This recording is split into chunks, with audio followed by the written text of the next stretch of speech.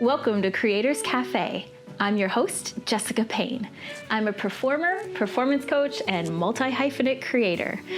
I'm going to be bringing you conversations with some of my favorite creators where we talk about the sublime and the specifics of the creative journey. So grab a drink, get cozy. Let's go.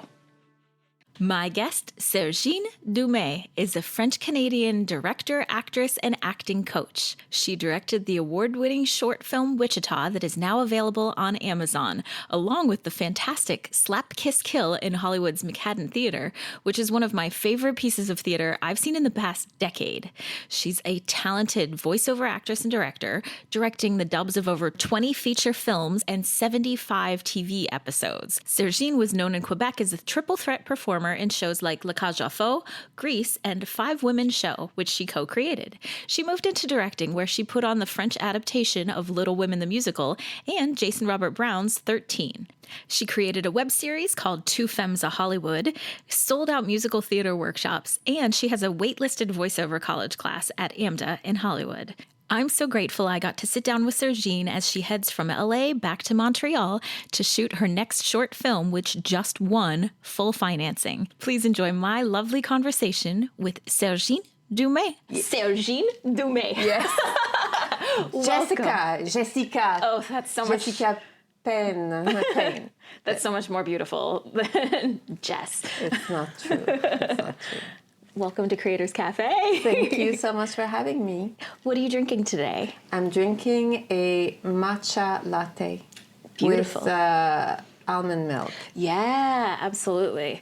Because I turned into a real California girl. That is a very California drink. Yes. That's true. No maple syrup, just, yeah. Did you, when you lived in Canada, in Montreal, did you drink like coffees and specialty drinks with maple syrup? Oh, we drink maple syrup out of the bottle directly. Wow. Yes, I would drink maple syrup. Wow. Yeah, I eat a lot of maple syrup. That was a big treat for me. My parents would go to this one, I grew up on a farm, and they would go to this one farming conference, and there was a maple syrup farmer from Canada who would bring back the little candies of pure maple syrup, and that was one of the best treats. So good. I have a brown sugar iced latte. I don't usually get flavoring in it, but I went to Be Bright, which is down on Melrose, and they have a very special coffee that's delicious, and it reminds me of that maple syrup taste. That's very good. Thank you. Good. So, how do you think about yourself as a creator, and how has that evolved over time? I rarely think myself or define myself as a creator, but if I were to introduce myself, I would say I'm a director / actor. I still consider myself an actor, even though I decided to, early on in my career, I don't know, I guess I realized, I never thought of that, but I realized I think that might be my number one calling. Is acting or is directing?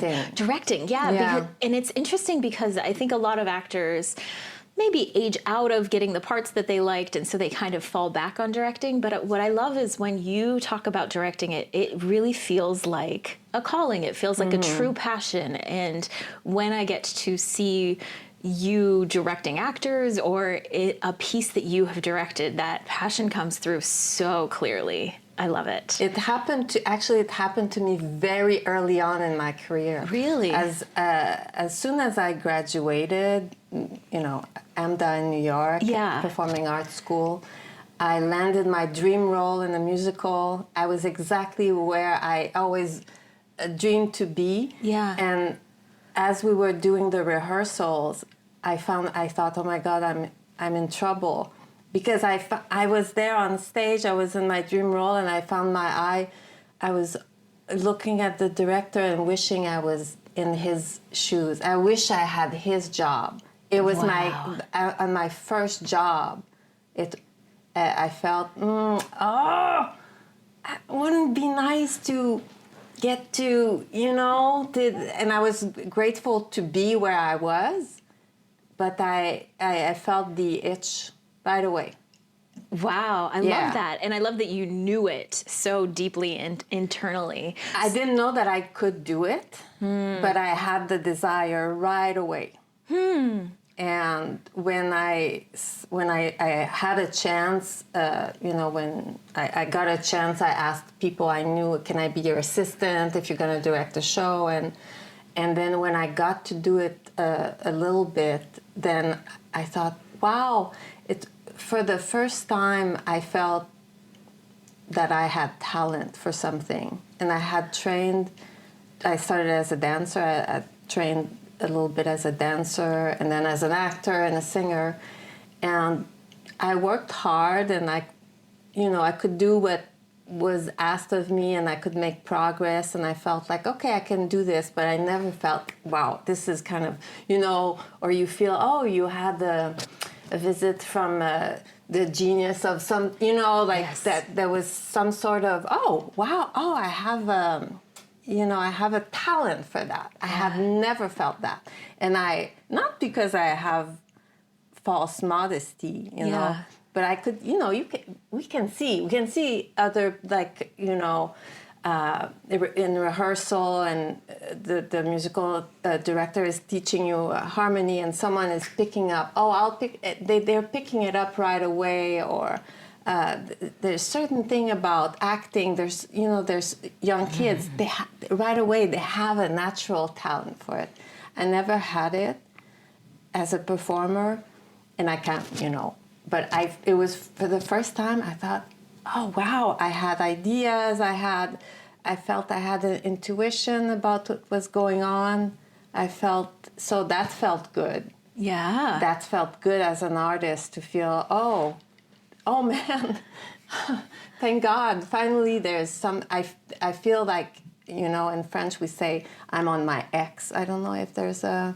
I don't know if there is a term. How do you say that? I'm on my mark. How do you say that on my mark. in French? Je suis sur mon X, meaning I'm on my mark. I'm here, I'm where I'm supposed to be. It was the first time I felt that, even though I loved being a performer and I wanted to be in the theater and I didn't necessarily want to be on stage, I wanted to be in the theater, Yes. And I guess it never occurred to me that one of the jobs in the theater was the director. But I love that so much, that feeling of when it feels like it's truly you, not you trying to be somebody else. Yeah. It feels like the art is coming through you. Yeah, and it's, I found out I still needed to learn so much and I still needed to work very hard, but I felt that, I don't know, it was a good feeling to feel that there was something that came, that there were some times that it came easy for me. They just came, Yeah. Like sometimes you watch an interview from a young songwriter and it's like, how did you write this song? Oh, it just came to me. And it's like, what are you talking about? Who has that? Yeah. It was, for the first time for me as a director, having this feeling that, I met with this actor and this kind of came to me, that there's just I feel like I'm part of something that there is actually creation. And I can do it. It's like, oh, wow, finally. Oh, I love that. Yes. Oh, that's so satisfying. And I'm sure that gives you so much confidence in, any career in the arts has so many ups and downs. Just to know that you are navigating that from your ex and from your kind of personal talent and power has to give you so much confidence and faith in yourself. I mean, but of course, there are still all these people that say that you shouldn't be there, that you can't do it, of course. Yeah. But at least most of the time, I feel like this is where I belong, Absolutely. Yeah, at least most of the time, yeah. I'm glad you feel that, because I feel that for you. I started off getting to watch you in your element teaching, which we'll talk about later. But because of that, I then started coming to watch your work, and I'm going to call myself out a little bit on this one. I've seen so much theater over the years that now I have hit a point where it's really hard for me to be truly excited about going to see theater, just because I've seen very similar theater. I've seen a predilection for people to kind of pull towards beautiful but very dark and deep and sludgy stories. And when I came to see Slap Kiss Kill, it was the most fun I've had in a theater. Oh, thank you. In years. And I just thought that what you got out of excellent working actors and how fun and how tight and how beautiful and funny and deep and fast it was, it gives me chills. Oh my God, thank you. It kind of reignited my love of what it can be when it works really well. And I just realized that your style and your aesthetic is something that I find missing in a lot of what we see currently. Is that you even said to me, you said, theater's supposed to entertain us. Yeah. And I think a lot of times we forget that it's allowed to be entertaining. Huh. And I think that you are a beautiful entertainer who also finds heart and talent and speed and fun. And so I just think the world of you as a director. Oh my God, thank you so much. That's probably the best compliment I've ever had. And I love because everything that you noticed is what I love. That we try to make the kind of shows we like. Yes. And I like it when it's tight. It's just like we don't want something to be dragging. Yes. But Slap Kiss Kill, it's written this way. Bo Price. That yes. I decided to collaborate with him because it was right there on the page. It's.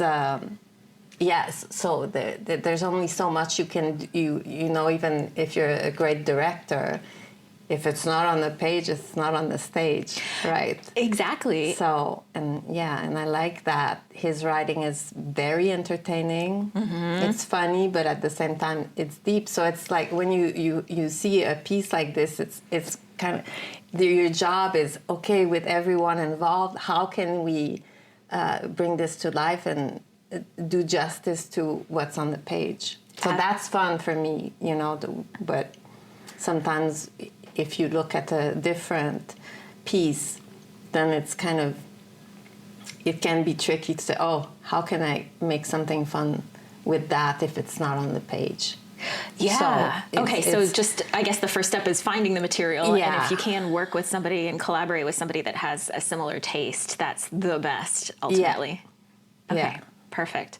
And so with that process, it was fun because it was etudes or smaller pieces within one piece that all dovetailed together in a certain way. What was it like finding the actors and working with actors who were playing multiple parts and still trying to live within this wider world thematically? How did you navigate that? Meaning what? How did we find the actors? Or just when you were doing the audition process and then rehearsing with them, how did you find, what did you prioritize when you were planning that out and rehearsing that? So, oh my God, that's I'm not sure that's how it happened. I think actually we didn't do a conventional auditions at first. We had readings. Oh. So we had a few table reads. So that you kind of developed it. With friends. Yeah. And with the leads, Miguel Perez, mm-hmm. who's amazing, yes. and Karen Strassman. Oh. So both of these are actor crushes of mine. I worked with both of them before. Karen Strassman, I worked with her a lot, and because I do a lot of voiceover, so we got to work on. Someone had recommended me to her. I didn't know her. She said, "Oh, she's great." First time I worked with her, I thought, "Oh my God, she's the Wayne Gretzky of voiceover."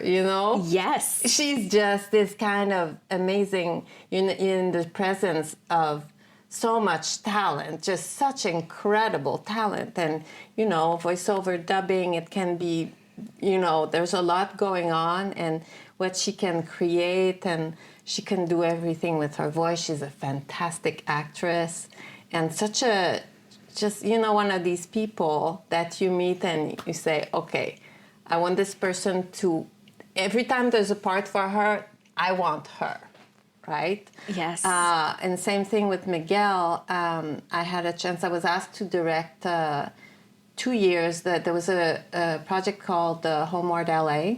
Okay. I don't know if you heard of it. No. It used to be like a collection of monologues about people who had experienced homelessness. Okay. And it was to raise funds for the Midnight Mission. Yes. It was an incredible show. They did it for 2 years. I don't know why it didn't come back. Fantastic. Miguel was somehow already cast in the project before I was invited on as a director. Got to work with him on this very complex 10, 12 minutes monologue. He was alone on stage and was doing a very complicated piece, and I thought, wow. One of my favorite actors right away. So, of course, when we thought of doing the reading, the table read for Slapkiskill, I brought my favorite actors. And when we sat down, Miguel and Karen next to each other, just for fun. It was this kind of, you feel the chemistry right away. Yes. They just looked at each other, and I was like, oh my God, I had chills. Yes. Something similar happened to me in Wichita with Jeremy Sisto and Maxime Roy, and it's this kind of, you go, oh, okay, I think we have our leading man and our leading lady. It was this kind of, that's how it happened for Slapkiskill. And then we kind of went from there. So because one of the characters is Karen when she's younger, then Kristen looked just like her, came into play. So that's how we started. And also it's like it's a quirky universe. So to pick up on the excitement of certain actors who get it, I guess, because it's not for everyone. Some people might say, what are they even talking about? Yes. So you have a good match when people respond right away to the material and go, wow, this is crazy. So that's how it came to be.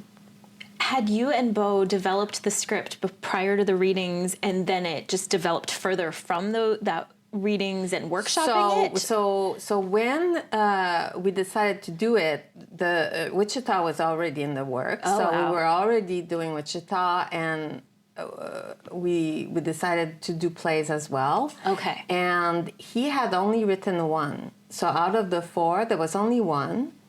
The Dudley one, which is, happened with the Second World War. Yes. I don't want to give it away too much. And it's between 2 male characters. When I met Beau, he had a lot of great script with a lot of male characters. Well, naturally, I mean, he wrote what he knew, right? Absolutely. So I told him, I said, you know what, this is great. I love that, and I love that universe. Yes. And I bet you if there was, a few of these short plays, we could have a show. And I told him, I said, if you write a few with female characters, yes. then I would love to, to put this, I kind of to put it I out. was You like, pushed come him. on, yes. Yeah. So have one with a couple and one with 2 female characters, and so that's how it developed. Like, okay, please write some for women. Thank you. Yes, yeah. Because it was so fun because it had the same actors playing different characters across all of the pieces. So we got to see how they interacted with each other and what those dynamics and the chemistry was between them. So, I mean, it was a few years ago and I still remember it very crisply. Oh, so thank you. I'm glad. Thank you so much. And I love that you see yourself as a director and work across film and theater, and you go into both and use your skills in both, because I think some people limit themselves artificially. So what was it that pulled you to create Wichita? which was your award-winning short film. The first time. So when I moved to LA 12 years ago, almost 13 years ago, this is crazy, crazy to me. I had never done film. I I started my career as a performer and then transitioned into directing musical theaters, and I had, some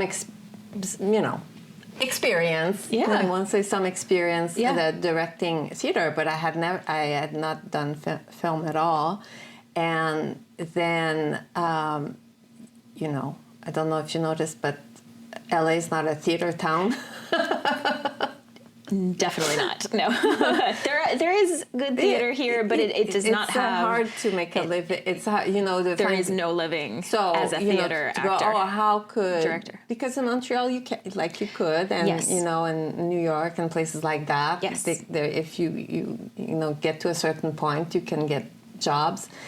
And so early on, I realized, okay, I'm gonna have to reinvent myself, and I started transitioning to voiceover, and I had done very little voiceover before I started, and it just kind of, I happened to be at the right place at the right time.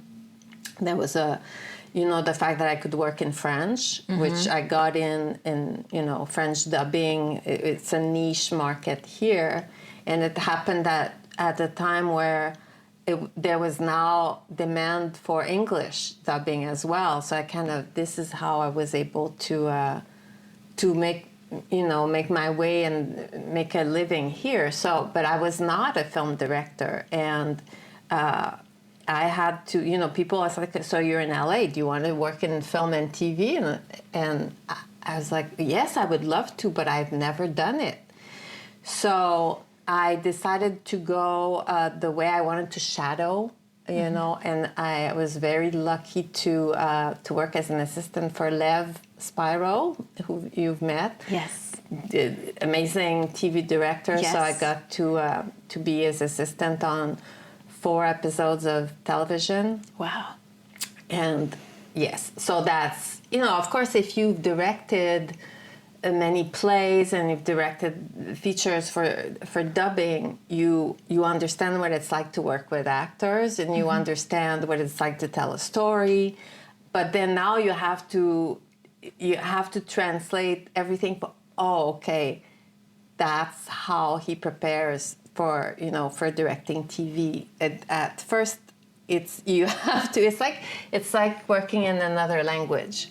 So if you're used to if you used to think, okay, so that's my vision for directing this play or this musical, that's, this is how we can put this together, this is how I can collaborate with the musical director, this is how I can collaborate with the set designer and the lighting designer. But now, when you arrive on a TV set for the first time, go, how is he going to do that? I didn't even understand how, what? And I didn't understand his blocking. And then when I saw it, I thought, okay, I understood. But then still, the transitioning to the first film, it was still, a tight collaboration with especially the director of photography.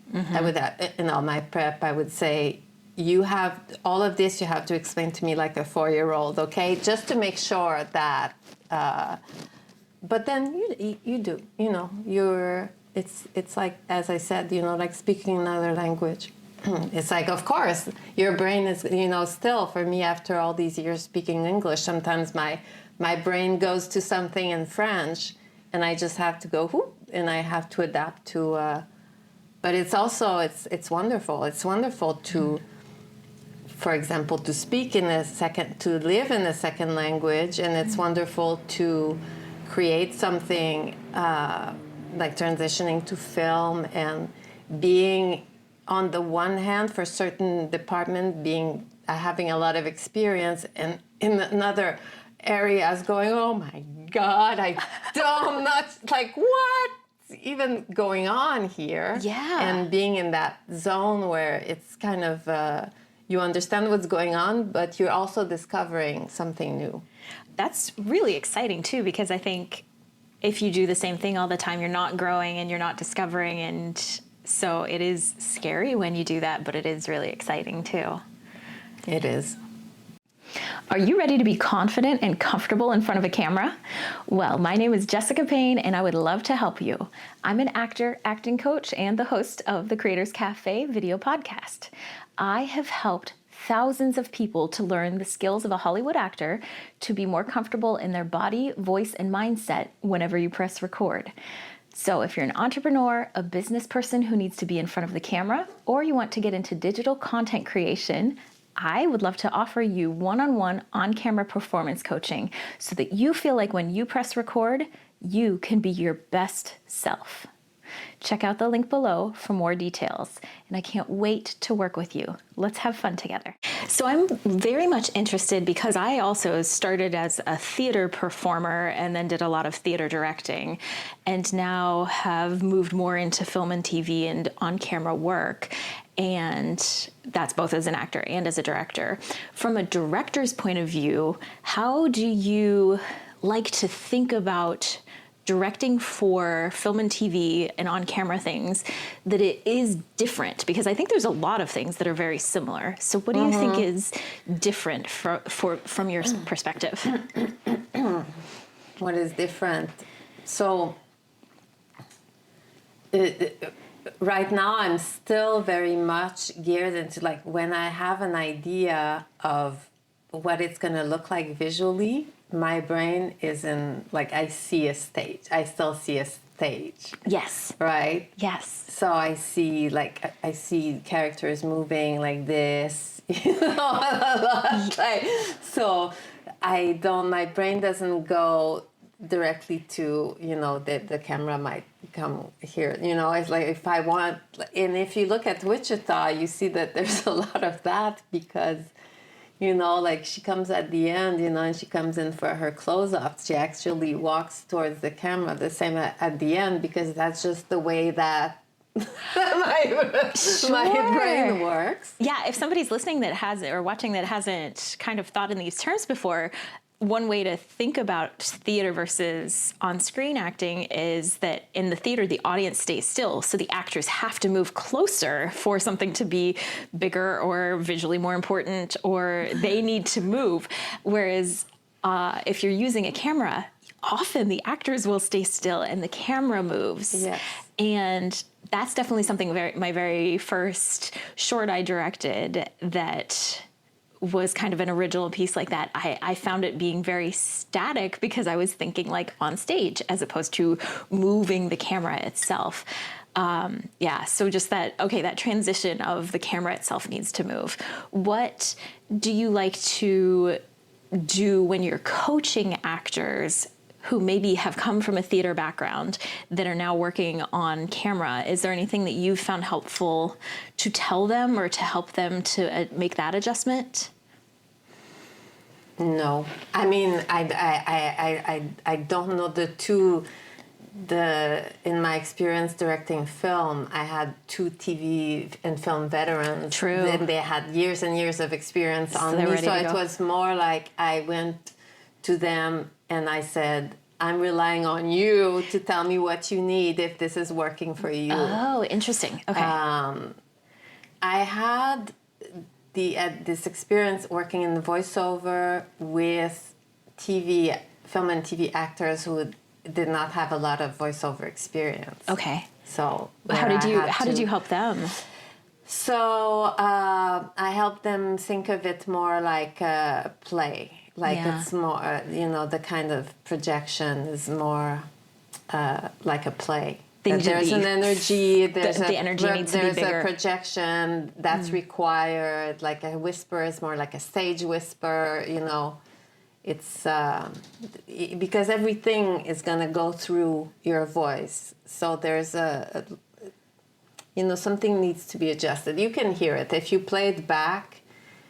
When you hear dubbing, or if something might have worked for on-camera acting, you can hear there's something missing.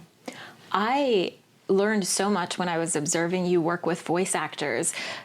I think something you do really well is you make the actors stay on their objective and think about their action verbs and how that they're physically and vocally applying those things. So if someone has a scene that's really high stakes and they're low energy, you will make them run and in front of the microphone in place and bob and weave and think about the noises and the effort and the obstacles that they're going through as they pursue their objective. And the difference that makes in taking a voice from kind of indicating, oh, it's so hard, versus actually the effort of like they're sweating and they're a little out of breath and they're trying to actually do the thing. It's just excellent directing, but to see you do it in action as someone's doing quick turnaround of takes and be able to get those directions in is really masterful directing. Because as directors, I think a lot of times we see all the problems. It's not about seeing the problems. It's about communicating very quickly and efficiently and making it better or as good as it can be quickly, while still preserving that relationship with the actor and making them feel empowered to make those choices. And I think you're fantastic at that. Well, thank you. I'm going to share the credit. No, I'm going to give all the credit for that to Judith Weston, my teacher. Okay, great. Judith Weston. Yes. For those of you who don't know her, she wrote the book, the bestseller, Directing Actors. Right. And life-changing for anybody who wants to, exactly what you were talking about, work on communicating with actors. Yes. So efficiently.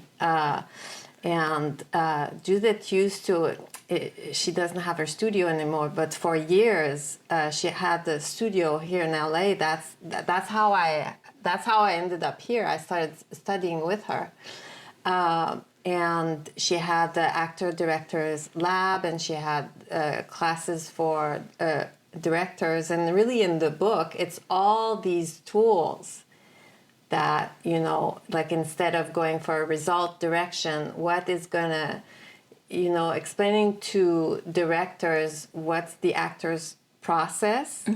And, of course, we're already actors, but a lot of directors were not actors. And for them to understand, okay, so that's what the actor can do with what you just said. It was a life-changing, experience for me to study with her, and I think that it made my life easier. And now I get all sorts of compliments, like, "Oh, you're so good with actors." Well, I learned there are ways that you can learn, you can get better at it, and the tools really work. So anyway, it's a book I highly recommend. Perfect. I'll link to it in the show notes too. Excellent. Are there any other resources that you've found helpful that people could check out, like her book, or are there any influences that you really look to? Anybody else that you've looked up to in your career? My teachers. So for directing, definitely Judith Weston. But before that, the people I started, my first teacher her name was Danielle Doris, and in Montreal, she was this kind of, oh my God, there's nobody like her anymore. She was this kind of like vaudeville-esque, like music hall performer. And she just like kept going with something that was no longer cool, like when I started in the 80s, can you believe it?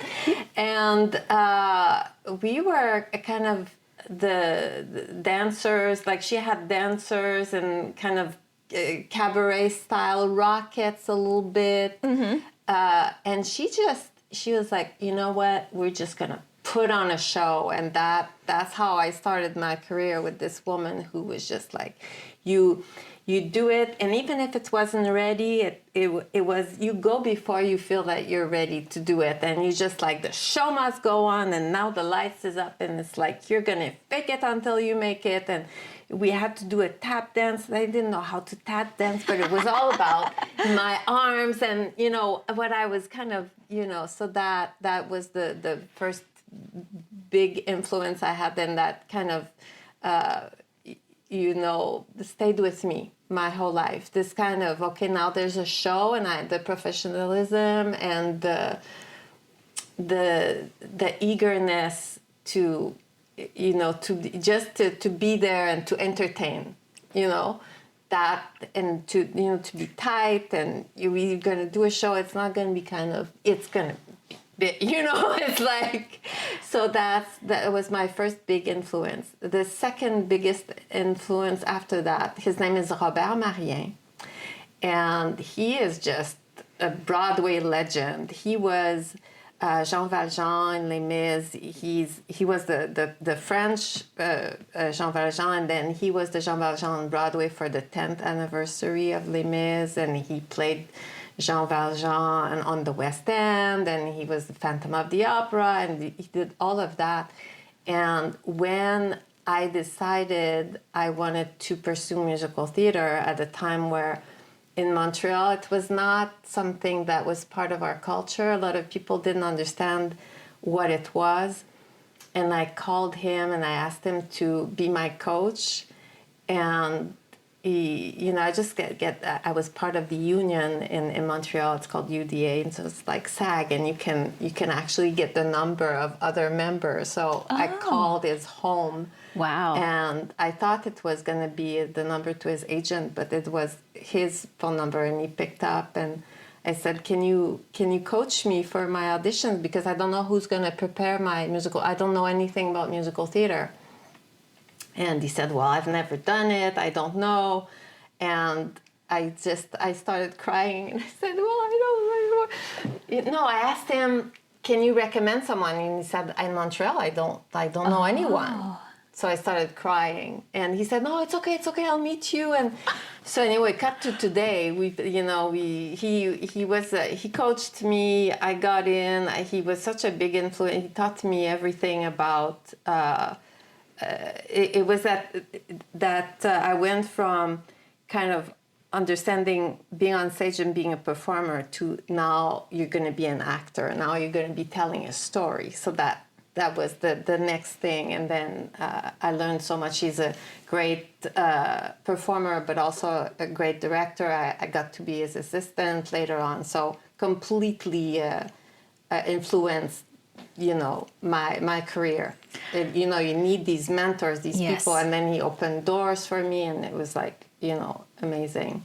And so, yeah, so it's like, and then Elaine Petrikov in New York taught me, you know, everything that I teach today, I would say is very influenced by her, like understanding, okay, each moment you're working towards an objective, and you're going to be using a different strategy. There's going to be a structure, and then sometimes you win, sometimes you don't, and understanding that it's like very much like a hockey game for me, because I'm Canadian. Sure. Understanding that there's a conflict.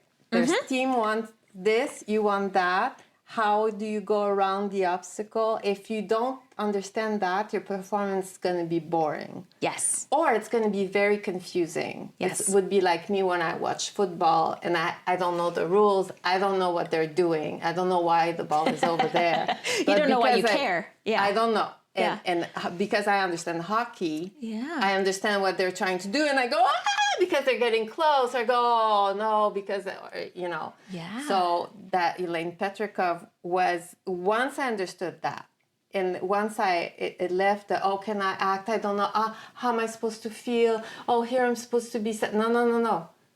That's not even about how you're supposed to feel. That's, once I understood what my job was, you know, to pursue an objective and try different tactics and see if it works or not. Yes. To play that game. Yes. And listen and see how I'm doing in the moment.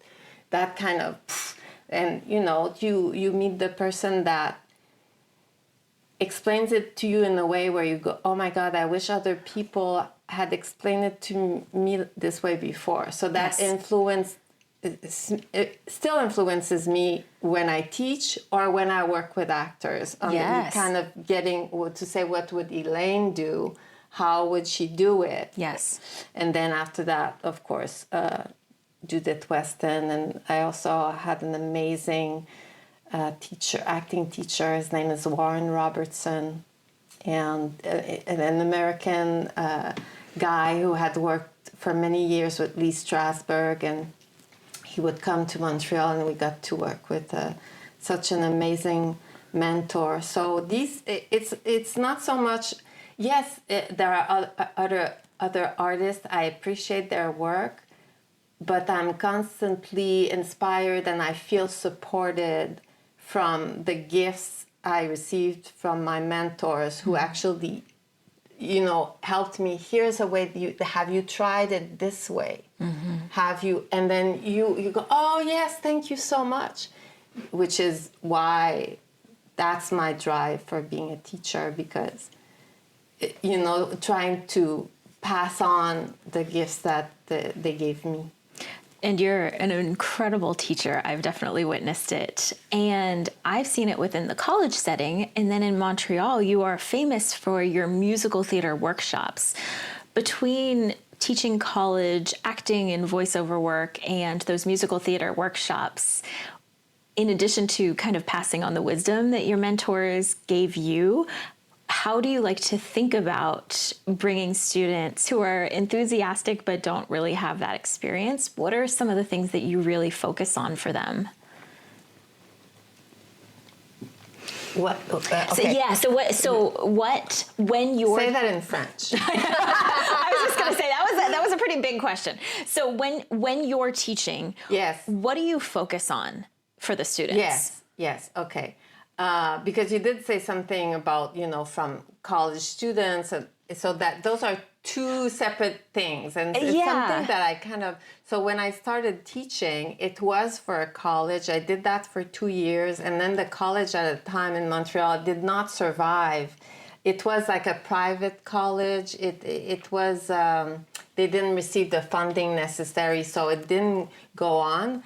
But then people asked me to do my workshops for professionals, like independently. So, and I did that for 15, 17 years before I returned in a college setting. Mm-hmm. So when I returned in a college setting 4.5 years ago, I had to readjust to that. Mm-hmm. I had to readjust to, now I have to grade. Like, what do I even have to grade? Oh, right. Because professionals are there for instant results, not the college process. Results are a process, but they're here to get to work with some tools. Yes. So I focus on what we had talked about earlier about, there's this structure. So if I look at your song and music, whether I teach musical theater or voice acting, what I'm good at, I teach scene study.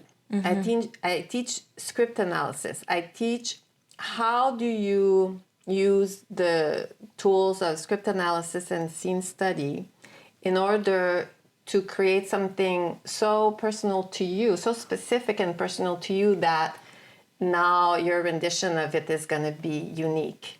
Yes. Because it's going to be so personal to you. Great. So that's the same techniques that most people are doing for, like any play or any movie script. Mm-hmm. That this is how I'm going to approach this monologue or this scene. This is how this is what my character wants. They're super objective throughout the story. They're objective in the scene. That's what's at stake for them, all of that. It's always the actor's job to do that.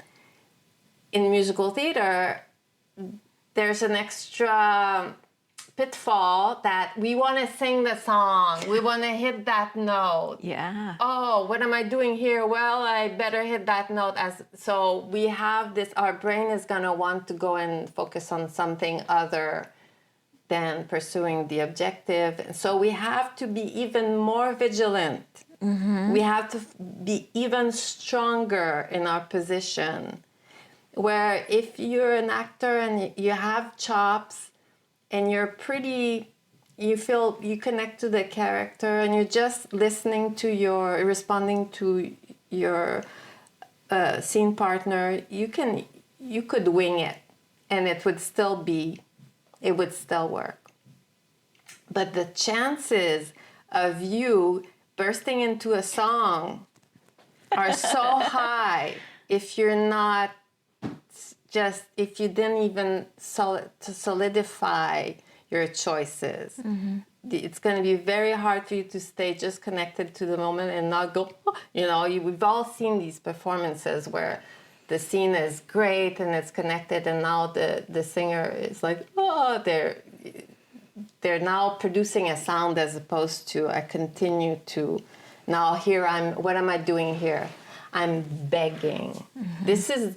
That's all I'm doing. Mm-hmm. So I can learn the melody. I understand that's what's going to, I don't know, I have to give myself permission for the voice to do whatever it wants. It's this kind of thing too. So it's a very similar thing with voice acting, because sometimes we do have to change the sound of our voice depending on the character. Sure, When dubbing, we have all this rhythm that's like, I better start talking right there. It's just like, I never, I want to go, as opposed to, no, what am I doing? What am I doing? And here I'm going to demand, I'm going to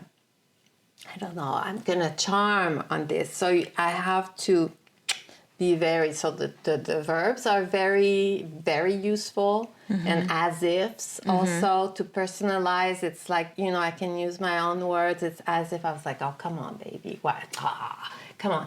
And just by doing that, just focusing on that's going to be the behavior. I don't care if the rhythm band is coming at me. Mm-hmm. I don't care if I have to do this with my voice. I have to be very specific about what is it that I'm doing and what it's like to me. I love the connection that you made there between dubbing and singing, because I've always thought dubbing felt very musical, but it definitely has the pitfalls of you need to hit these marks and you need to match your movement of your voice to the actor's mouth that already made these choices. So how do you do that in a way that feels honest and prioritizing the as-ifs and the action verbs? That's how you do it. That's great. Exactly. Just like I have to belt a high F. How do I do that?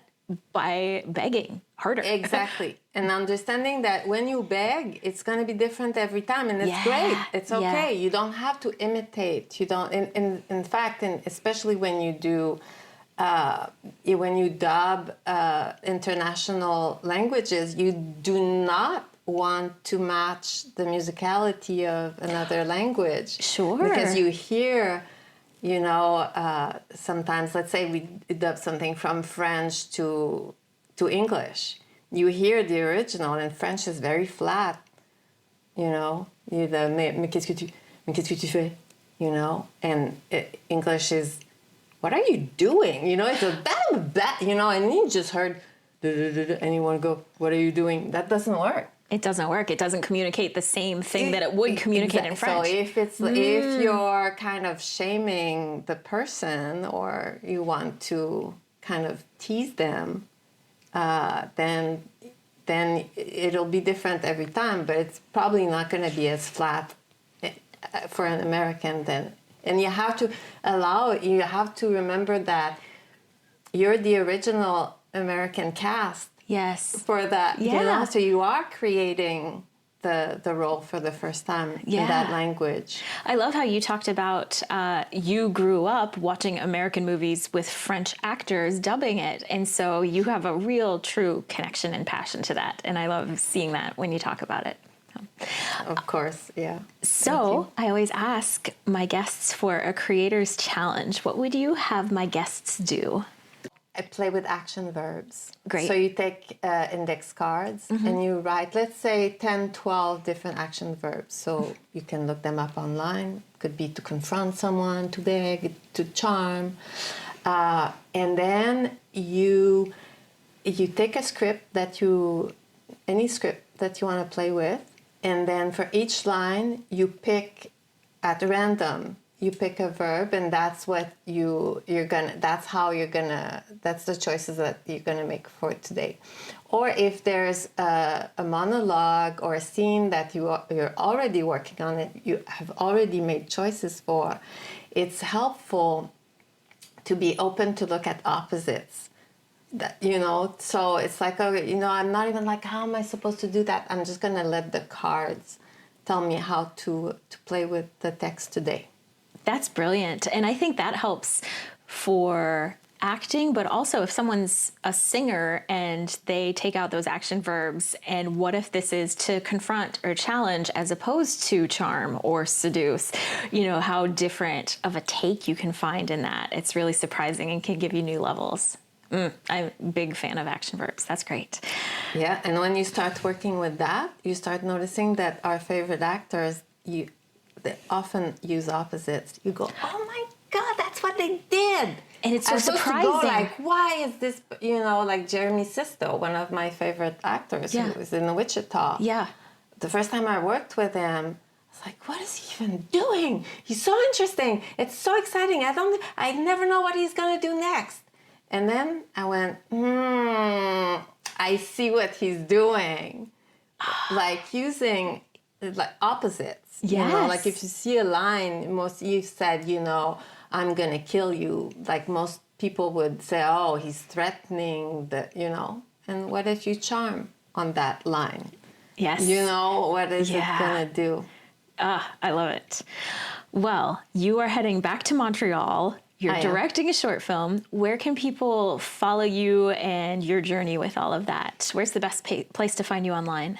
I'm on Instagram, Sergine Dumais, Sergine Dumais. Perfect. My film Wichita is on Amazon. If you want to check it out. Congratulations. It's so good. It's so good. Congratulations on getting it on Amazon as well. Thank you. They really don't put a lot of shorts up there, and you won a lot of awards, and they are well-deserved, and finally got it up. So, good. Thank you. And also with my project, there's a Instagram page called Slap Kiss Film. Excellent. Yes. All right, I'll link all of that in the show notes too. Well, Sergine. Yes. Thank you so much. And thank you. Thank you for having me. Yay. Join the community and share your creative challenges on Instagram and Facebook at Creators Cafe by Kika Labs. And also check out my website, kikalabs.com, KIKALABS.com, to sign up for the mailing list so you always know when a new podcast is released, and to check out my coaching and digital courses to help you be a more confident and joyful creator.